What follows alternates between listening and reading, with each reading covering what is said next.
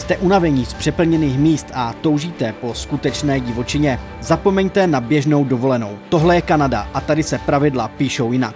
Připravte se na cestu, kde se strmé zasněžené vrcholky hor střídají s tisíciletými pralesy a kde v hlubokých lesích potkáte divokou zvěř. Uvidíte ledovce, které mizejí před očima, monumentální horské masivy, divoké vodopády, neskrotné pobřeží a prastaré lesy. Ukážu vám místa, která znají všichni, jako je ikonický Banff nebo Whistler, ale hlavně vám ukážu i lokality, kde zažijete syrovou divočinu a maximum dobrodružství. Tohle není jen další prázdný YouTube vlog, tohle je once in a lifetime experience, takže se pohodlně usaďte a jdeme na to.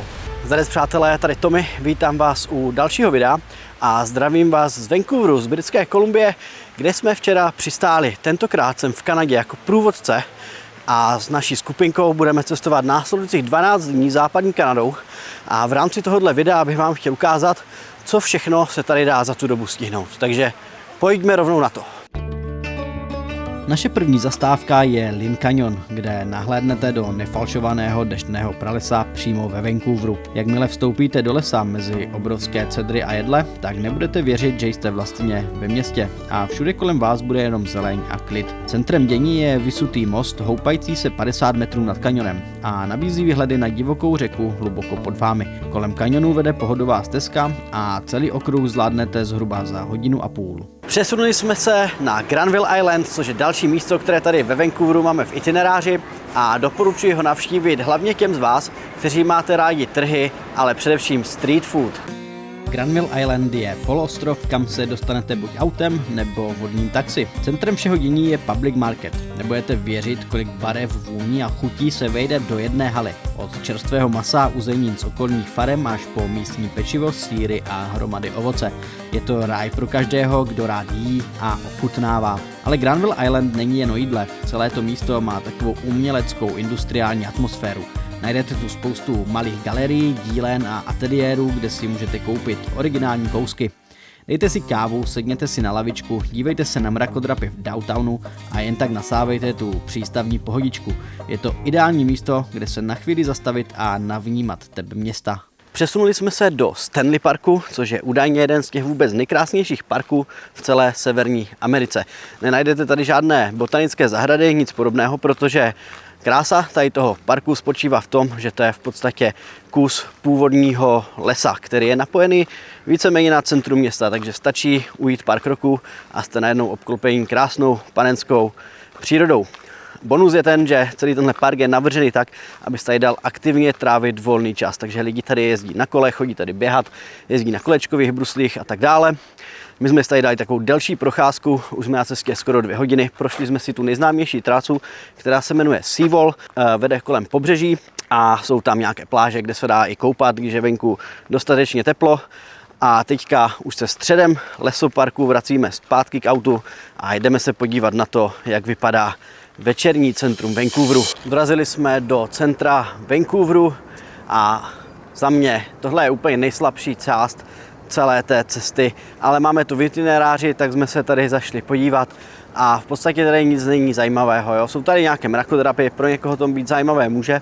Jsme tady vlastně kvůli části, která se jmenuje Gastown, což je ta historická část Vancouveru, která vyhořela ve 30. letech 20. století a zbylo tady vlastně pár historických budov, ale pro mě jako pro člověka z Evropy, který zná města jako Praha, Vídeň, Londýn nebo Řím, to fakt není nic zajímavého a vlastně největší atrakcí jsou tady parní hodiny Steam Clocks, což za mě taky není zas takové terno, takže a kromě toho tady najdete spoustu bezdomovců a v podstatě, abych byl upřímný, vůbec tady nepotřebujete jet, vůbec bych nemarnil čas tím, že se tady půjdete podívat.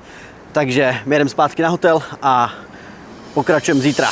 Máme tady druhý den našeho tripu a dneska nás čeká dlouhý přejezd. Musíme totiž dojet až do Kamloops, kde máme další ubytování. Z Vancouveru je to necelých 500 km plus minus 6 hodin čisté jízdy. Ale po cestě dáme pár zastávek. Teďka už jsme ujeli zhruba 130 km a zastavili jsme na prvním spotu, což je Brandywine Provincial Park a jdeme se podívat na vodopád. Při přesunu na sever směrem k Whistleru je Brandywine Falls skvělá zastávka, kterou nesmíte minout. Tento vodopád padá z výšky 70 metrů do propasti formované dávnou sopečnou činností a navíc je dost fotogenický. Kousek za vodopádem je ještě parádní výhled do údolí. Je to skvělé místo, kde se na chvíli zastavit a protáhnout si nohy během dlouhého přesunu. Máme za sebou zhruba dalších 20 kilometrů a dorazili jsme do Whistleru. Skupince jsem dal rozchod, takže mám chvíli na to, abych vám to tady aspoň trochu ukázal.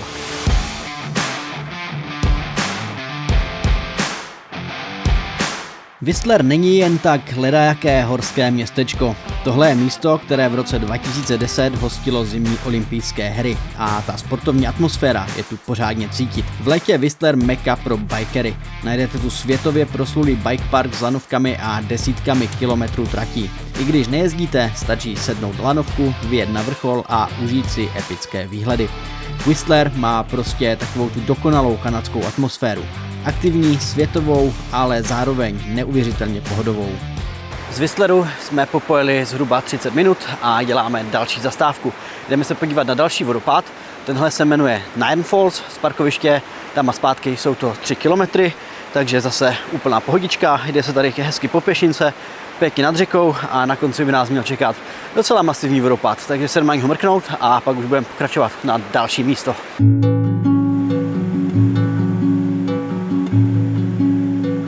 Voda tu ukazuje neuvěřitelnou sílu a vymlela tady do skály pořádný kanion. Je to až dechberouzí podívaná a spadnout bych tam opravdu nechtěl. Pokud máte ještě chvíli, kousej dál směrem na Pemberton leží další vodopád, Alexander Falls.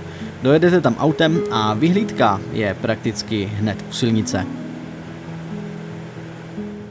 Tak máme tady poslední zastávku dnešního dne a jdeme se podívat na Joffrey Lake, což je jezero, které patří vůbec k těm úplně nejkrásnějším tady v Britské Kolumbii. Výhoda je to, že se tam dostanete asi za 5 minut z parkoviště, je to fakt kousíček, a nevýhodou je to, že abyste se mohli podívat, tak potřebujete permit. Ten permit se dá obstarat online, je to na pár kliků a jde zařídit maximálně 3 dny před návštěvou, takže s tímhle počítejte a my se přesouváme do dalšího dne.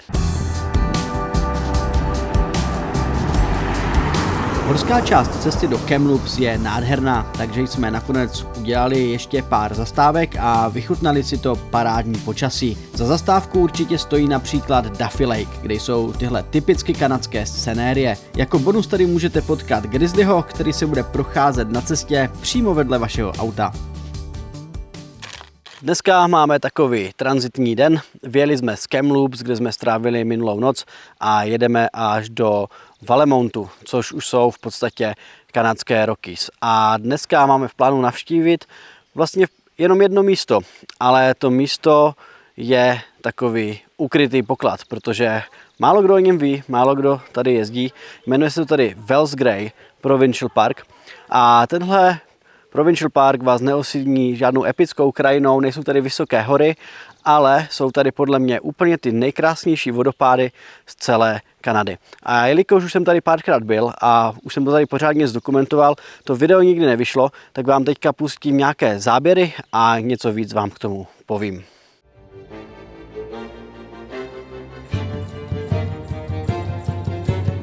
Wells Gray je známý hlavně díky sopečné činnosti a vodopádům. Navíc jako bonus navštívíte konečně opravdovou kanadskou divočinu. Hlavním lákadlem parku je ikonický Helmken Fall. Vodopád padající z výšky 141 metrů a dopadající do ohromného kanionu, který kdysi vyhloubila voda v sopečné hornině. Wells Gray je ale víc než jen jeden vodopád. Najdete jich tady rovnou desítky.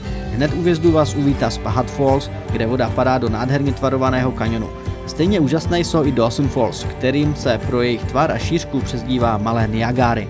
A pokud vás láká i delší procházka, tak doporučuji navštívit také Maul Falls, který je jediný vodopád, ke kterému se dá dostat opravdu blízko.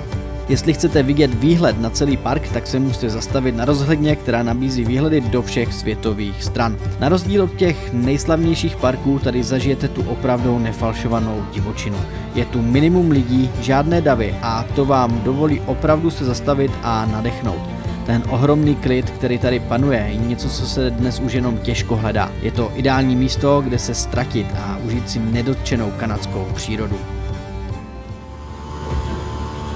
Hned za Wells Grey v malé osadě Blue River na vás čeká Blue River Safari. To je naprosto unikátní způsob, jak navštívit kanadskou divočinu. První poplujete katamaránem pohodovým tempem přes ledovcové jezero a už tady můžete očekávat neuvěřitelné výhledy. Následně přesednete na jetboat a vyrazíte na řeku Blue River. Po řece se už ostřejším tempem vydáte hlouběji do jednoho z mála vnitrozemských deštných pralesů, které ještě zbývají na naší planetě. Hlavním cílem je pozorování divoké zvěře. Je tu šance vidět medvědy černé a někdy i grizzly, jak loví ryby. Dále můžete narazit na losy nebo orly bělohlavé, ale musíte mít i trochu štěstí. Celý zážitek trvá asi 1,5 hodiny a myslím si, že to opravdu stojí za to. Máme tady další den a na dnešek se fakt hrozně těším, protože vyrážíme do Jasperu a jak mnozí z vás ví, tak v Jasperu jsme strávili téměř 1,5 roku a vyhnal nás od tam loni v létě obrovský lesní požár. Takže bude to asi dost smutný pohled, ale i tak jsem hrozně vděčný, že se tam takhle můžu vrátit a možná i pozdravit nějaké staré známé.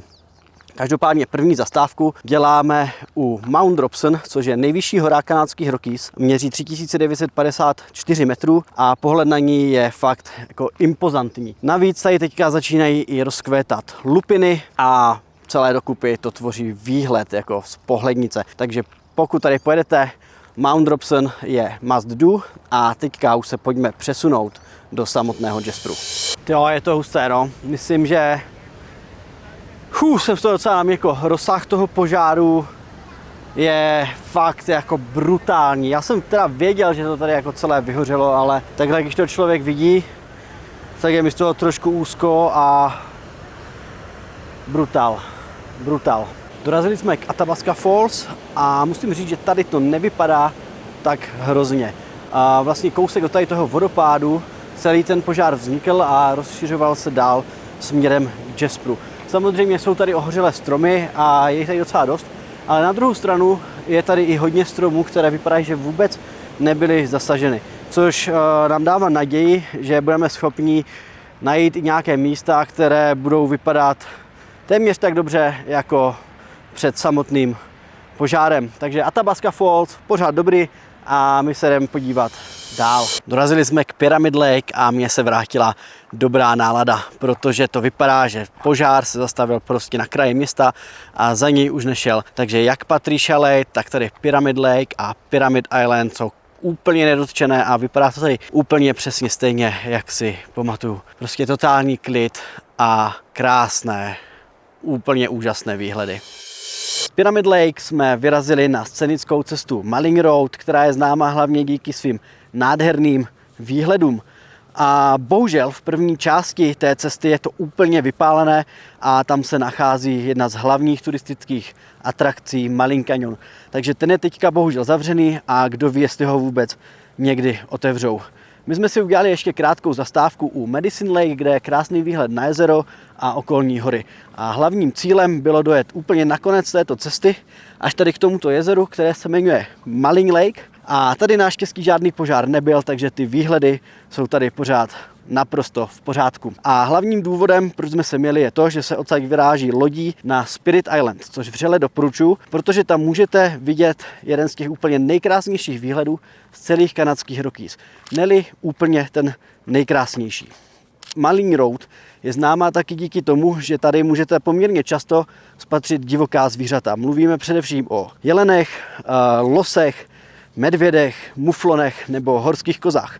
A tohle je poslední spot dnešního dne, takže se pojďme přesunout do dne dalšího. Dneska jsme vyrazili na Icefields Parkway, což je cesta, která propojuje Jasper a Lake Louise a objektivně je to jedna z nejkrásnějších cest na téhle planetě. Je tady toho strašně moc co vidět, takže my budeme dělat krátké zastávky a pokusíme se toho vidět co nejvíc. Už jsme byli na vyhlídce Goats and Glacier a teďka se jdeme podívat na vodopád San Wapta Falls.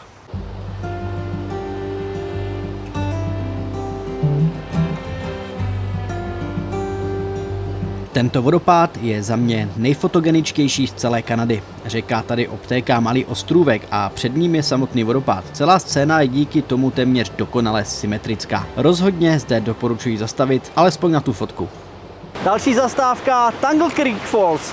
A musím říct, že tolik vody jsem tady ještě neviděl a když to takhle valí, tak je ten vodopád ještě daleko hezčí, než jak si ho pamatuju. Další zastávka, kterou rozhodně na Icefields Parkway nemůžete vynechat, je ledovcový komplex Columbia Icefields. Columbia Icefield není jen ledovec, je to největší ledovcové pole v Severní Americe jižně od polárního kruhu. Ledovcové pole se rozkládá na ploše zhruba 325 km čtverečních a odtéká odtud voda do Tichého, Atlantského i Severního ledového oceánu. Zdejší led může být silný až 365 metrů a jeho nejznámější částí je Athabasca Glacier. Když se k němu přiblížíte, uvědomíte si tu neúprosnou sílu přírody a zároveň to, jak rychle mizí. Na cedulích kolem silnice můžete pozorovat, jak dramatický ledovec ustoupil za posledních 100 let. Fascinující, ale zároveň docela frustrující pocit vidět neuvěřitelný rozdíl na vlastní oči. Pokračujeme dále po Icefields Parkway, udělali jsme krátkou zastávku s vyhlídkou na House Pass a teď se jdeme podívat na Mistaya Canyon. Tohle je jen krátká zastávka, ale rozhodně stojí za to. Voda si tady vymlela hluboký úzký kaňon do vápencového podloží. Je tady možnost sejít i blíže k vodě a vnímat ten hukot, tu rychlost, s jakou se ledovcová voda valí. Hlavně bacha, ať neuklouznete, protože z toho kaňonu by vás živé už nikdo nedostal. Blížíme se k Lake Louise a to znamená jediné. Dostáváme se do oblasti, kde jsou úplně ta nejkrásnější kanadská jezera. Dneska je rozhodně nestihneme všechny, ale už jsme se byli podívat na vyhlídku nad Peyto Lake, které mělo úplně úžasnou modrou barvu. No a teďka hnedka kousek od toho, stačí sjet z kopce, se nachází další nádherné jezero Bow Lake, kolem kterého se teďka jdeme projít. Dorazili jsme do Lake Louise, kde Icefields Parkway končí. Dneska toho máme v nohách hodně, viděli jsme toho hodně. Všichni už jsou unavení, takže my se pomalu budeme už přesouvat na hotel a tím pádem se přesouváme do dalšího dne. Dneska začínáme v Kenmore, takže si tady trošku projdeme městečko, trochu to tady prozkoumáme a potom se přesuneme do Provincial Parku Kananaskis, kde nás čekají další krásné výhledy na hory, jezera a je tam docela velká šance na spatření medvědů, takže finger crossed a doufám, že budeme mít štěstí. Kenmore je taková horská brána do kanadských skalistých hor, ale zároveň neuvěřitelně pohodové městečko. Na rozdíl od turisticky zahlceného Banffu si Kenmore udrželo takovou klidnější lokální atmosféru. Dominantou města je výhled na Three Sisters, 3 ikonické vrcholky, které se tyčí přímo nad městem. Ten výhled na hory je tady prostě totálně epický. Je to také ideální základna pro výlety, protože je tu trošku levnější ubytování než v Banffu, ale přitom jste hned u všech hlavních atrakcí. Kenmore sklidilo úspěch, všem se tam moc líbilo a i za mě je to asi úplně to nejhezčí horské městečko v celých kanadských Rockies. No a my teďka už pomalu vyrážíme do Kananaskis Provincial Parku, ale pozor, není to národní park, tudíž si tam musíte koupit zvláštní permit. Ten jde pořídit buď online, a nebo tady v Kenmore Nordic Centru, stojí to $15 na den, je tam takový kiosek, kde všechno vyplníte, zaplatíte kartou a můžete vyrazit na cestu. A není tam žádná zázvora, takže se tam dostanete i bez toho, ale rozhodně to nedoporučuji dělat, protože riskujete pěkně mastnou pokutu. Takže nezapomeňte na permit a my jdeme prozkoumat Kananaskis.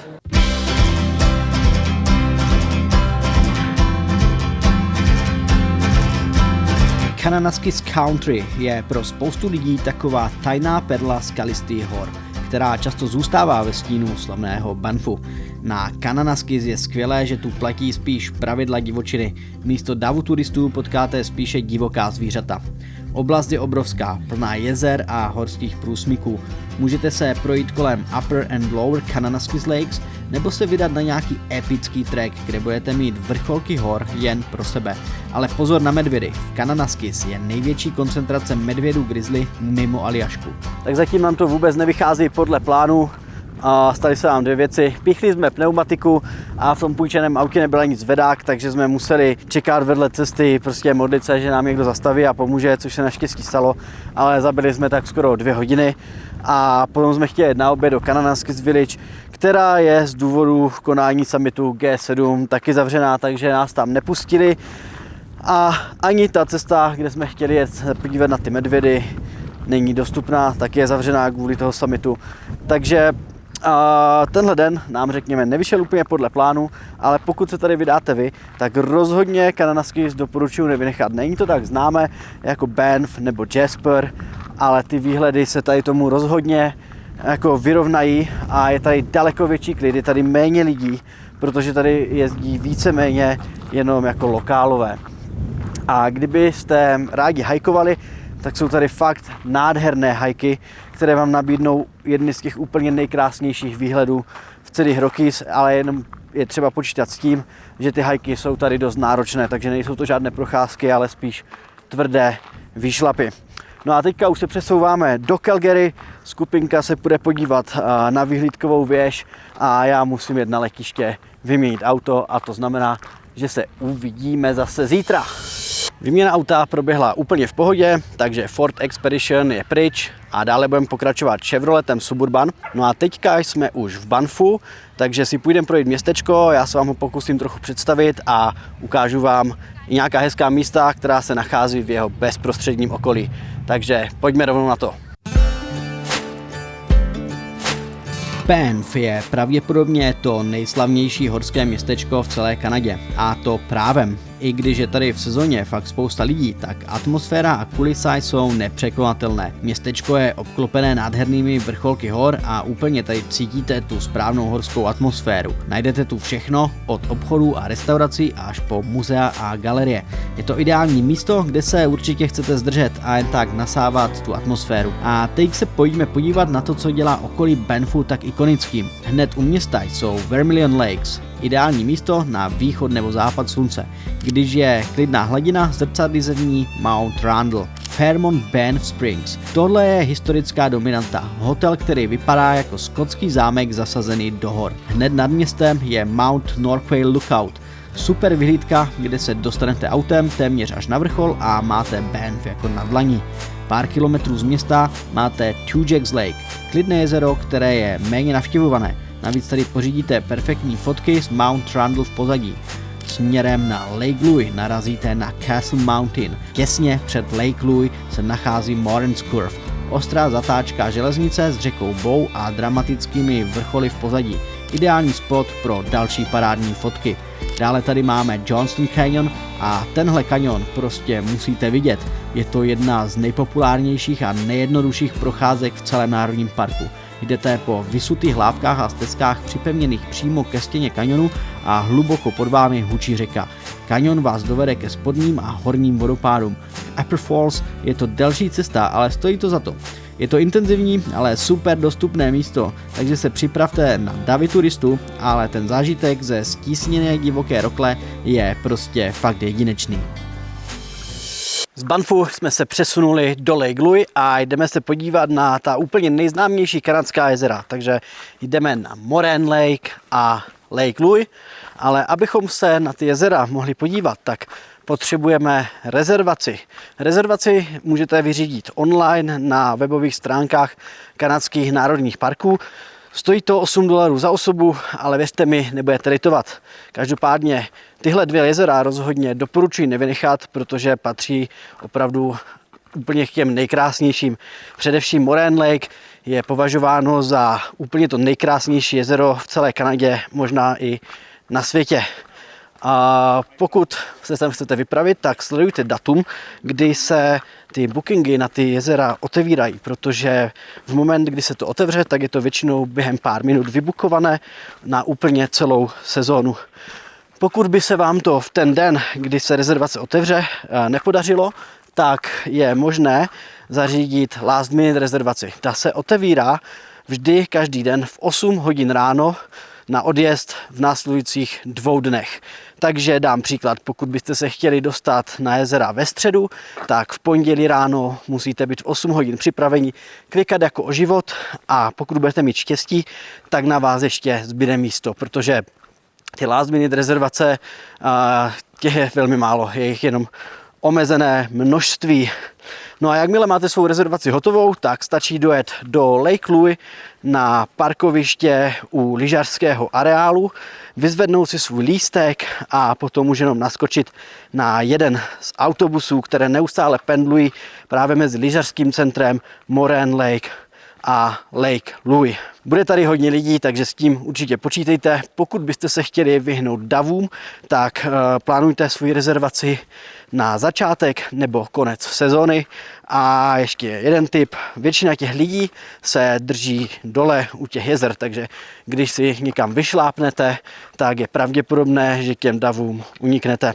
Nicméně i přes ty davy si myslím, že tohle rozhodně stojí za návštěvu, protože je to úplně jeden z těch highlightů, které tady v Kanadě můžete vidět.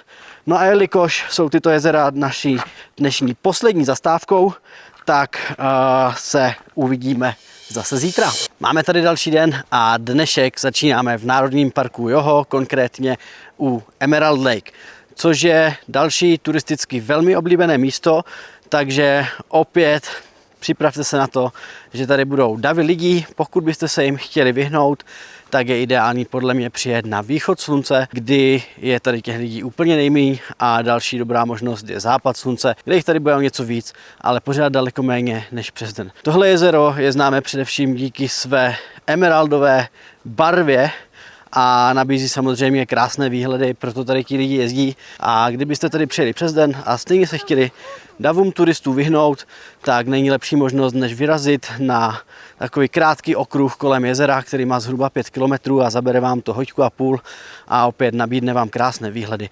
Dneska na tenhle okruh bohužel nemáme čas a tím pádem se jdeme přesunout na další místo.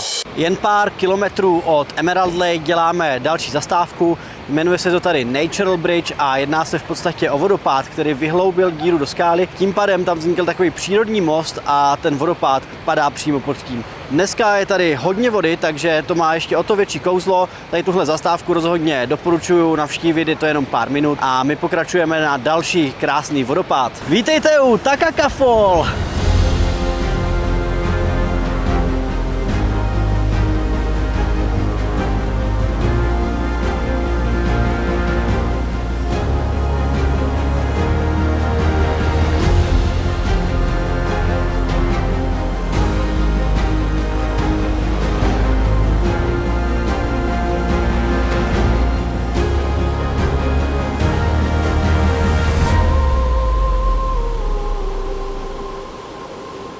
Já jsem tohle musel zajít nahrát kousek dál od toho vodopádu, protože když jste přímo před ním, tak dostáváte hroznou sprchu a je tam hrozný rachot. Každopádně je to fakt osvěžující zážitek. Nicméně my se tady nacházíme v samotném srdci Národního parku Yoho a dominantou je tady tenhle Takakka Fall. Nenašel jsem tady žádnou informativní ceduli, která by říkala, kolik měří, ale mám pocit, že jsem někde četl, že má 272 metrů a mělo by se jednat o úplně nejvyšší vodopád v celé Kanadě. Docela překvapivé je, že tady není zase tolik lidí jako třeba u Emerald Lake nebo Natural Bridge, takže tuhle zastávku rozhodně nevynechejte, no a my budeme pokračovat dále v naší cestě. Opustili jsme Národní park Yoho a jsme v úplně jiné části Kanady. Jsme zpátky v Britské Kolumbii a nacházíme se ve městečku Salmon Arm. A důvod, proč jsme tady, je úplně jednoduchý. Z Yoho nás totiž čekal úplně nejdelší přejezd tripu, skoro 580 km. Cílem cesty je Merritt, kde máme na dnešek ubytování a odkud zítra vyrazíme zase dále. Proč jsme udělali zastávku zrovna tady? To je úplně jednoduché. Salmon Arm se nachází zhruba ve 2/3 naší trasy a je to ideální místo, kde se trošku protáhnout a projít, protože tady mají super molo a jsou tady úplně jiné výhledy, než které jsme viděli třeba v Rockies. A než budeme pokračovat dál, tak jsem jenom chtěl zmínit, že na téhle trase se toho nachází daleko víc a určitě je tam možnost, kde zastavit. Projeli jsme totiž další 2 národní parky, mluvím o národním parku Glaciers a Revelstoke, a vy, pokud sem pojedete a budete mít více času, tak doporučuji tyhle 2 parky jenom neprojet, ale udělat si tam nějaké zastávky. Čekají vás tam totiž další krásná místa a spoustu věcí k objevování. No a my už jenom dojedeme na ubytování a pokračovat budeme zase zítra.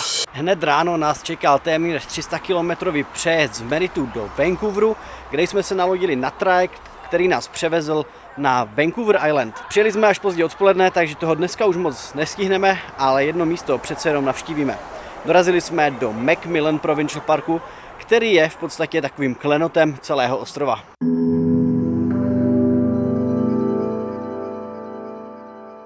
Cathedral Grove, oficiálně známý jako Macmillan Provincial Park, je místem, kde se dotýkáte přírodní historie Kanady. Je to jeden z posledních zbytků starého původního deštného pralesa na Vancouver Islandu. V tomto posvátném lese rostou obrovské Douglasky tisolisté a západní červené cedry. Z nich některé jsou staré přes 800 let. Tyto stromy dosahují výšky až 75 metrů a průměru přes 9 metrů. Ekologicky je Cathedral Grove klíčový, slouží jako důležitý ekosystém a připomínka toho, jak vypadala celá oblast před kolonizací. Procházka stezkami pod klenbou těchto velikánů je téměř meditativní zážitek. Panuje zde hluboké ticho, které vás nutí zpomalit a s pokorou vnímat tu majestátnost tohoto místa. Dneska se nám to jaksi komplikuje. Měli jsme vyrazit do Pacific Rim National Parku a navštívit Tofino, ale bohužel je tam jediná příjezdová cesta a ta je zavřená až do 3 hodin do odpoledne. A my tam totiž nejsme ubytovaní, jsme ubytovaní v nanajmu, z kterého je to zhruba 2,5 hodiny jízdy tam, 2,5 hodiny jízdy zpátky, takže docela dost řízení. A tím pádem jsem musel vymyslet alternativní program, takže jsem skupinku vzal do 2 menších provinčních parků, které právě teďka prozkoumáváme a až takhle pozdě odpoledne vyrazíme do Pacific Rimu. Takže očekávám pozdní návrat dneska a bude to fakt nabitý. Ale hold, i o tom je cestování a občas se člověk prostě musí přizpůsobit i nečekaným situacím. Jinak kdybyste se ptali, co to mám na nose, tak nebojte se, nedostal jsem od nikoho podržce, ale včera jsem si nějak ve sprše strhnul znamínko, tak jsem si to radši přelepil. Hold. To je život. Hned vedle sebe tu máme 2 parky.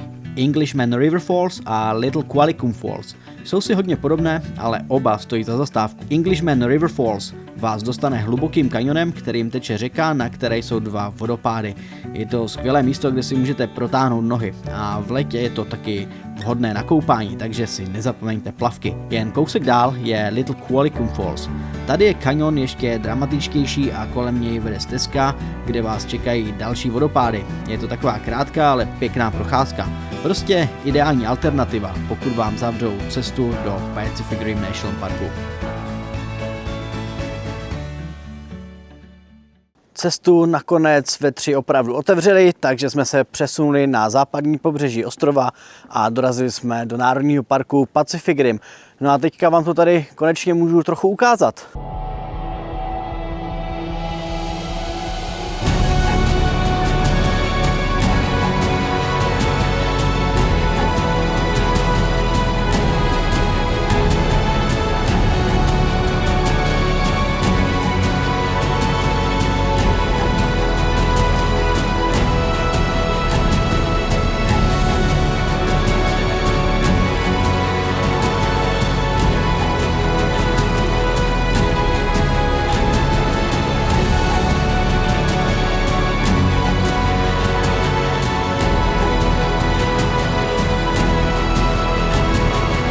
Pacific Rim National Park je chráněná krajinná oblast, která leží na západním pobřeží Vancouver Islandu. Na západě je Tichý oceán, který se zde střetává s dlouhými písečnými plážemi, které se střídají s členitým skalnatým pobřežím. Toto pobřeží je neustále bičováno příbojem, což vytváří nefalšovanou a syrovou atmosféru. Ekologicky je tato oblast fascinující a jedinečná. Hned za plážemi totiž začíná hustý mírný pobřežní deštný prales, ve kterém rostou tisícileté stromy obalené silnou vrstvou mechu a lišejníků. Stezka Rainforest Trail umožňuje návštěvníkům nahlédnout do tohoto složitě propojeného ekosystému, kde se životu daří i ve stále vlhkosti a hlubokém šeru. Pro ty, kteří chtějí zažít výhledy na oceán, je tu Wild Pacific Trail. Tato stezka vede podél útesů a skalnatého pobřeží, které nabízí epické výhledy na neskrotný Pacifik. Pomalu se nám to blíží ke konci. Dneska je totiž poslední den, kdy jdeme něco objevovat. Nemáme toho v plánu hodně, protože včera jsme toho stihli daleko víc, než jsme původně předpokládali, takže jsme si docela dlouho přispali a máme v plánu dojet do hlavního města Britské Kolumbie, do Viktorie, projít si město, následně se nalodíme na trajekt, přejedeme zpátky do Vancouveru, dojedeme na hotel, tam si dáme asi nějakou závěrečnou party a zítra už celá skupina odletí domů. Ale ještě předtím, než se dostaneme do Viktorie, tak se jdeme podívat na starý dřevěný železniční most, který se jmenuje Kinsole Trestle a ta jeho konstrukce je opravdu impozantní. Tento dřevěný železniční most, dokončený v roce 1920, je jedním z nejvyšších a největších svého druhu na světě. Tyčí se do výšky 44 metrů a je dlouhý 188 metrů. Most byl postaven pro přepravu těžkého dřeva z vnitrozemí ostrova do přístavu. Dnes už tady sice vlaky nejezdí, ale most je pečlivě zrekonstruován a slouží jako součást oblíbené cyklostezky Trans Canada Trail. Kinsole Trestle je působivou připomínkou kanadské éry těžby dřeva a zároveň dokladem dřevařského inženýrství počátku 20. století. Tento most elegantně spojuje historii, techniku a přírodu. Dorazili jsme do Viktorie, což je hlavní město Britské Kolumbie, a jelikož já tohle video už nechci moc natahovat, tak to vezmu pěkně stručně. Pokud se sem vydáte, tak zajděte mrknout na budovu parlamentu Britské Kolumbie, která tvoří jakousi dominantu celého města. Hned vedle ní najdete takové malé náměstíčko s fontánou, kde jsou vyobrazeny všechny emblemy kanadských provincií a teritorií. Mrkněte do přístavu, projděte si centrum města, kde najdete restaurace a obchody se suvenýry, nebo třeba navštivte čínskou čtvrť, kde se určitě dobře najíte. No a jelikož nás už čeká jenom přejezd zpátky do Vancouveru, rozlučková party a poslední noc, a potom naše putování západní Kanadou končí, tak jsem se s váma chtěl rozloučit a taky vám poděkovat za to, že jste tohle video dodívali až do konce. Zanechte tady prosím like, odběr a komentář. Díky za podporu a já už se s vámi na dobro loučím. Mějte se skvěle a uvidíme se u dalšího videa. Tak zatím zdar.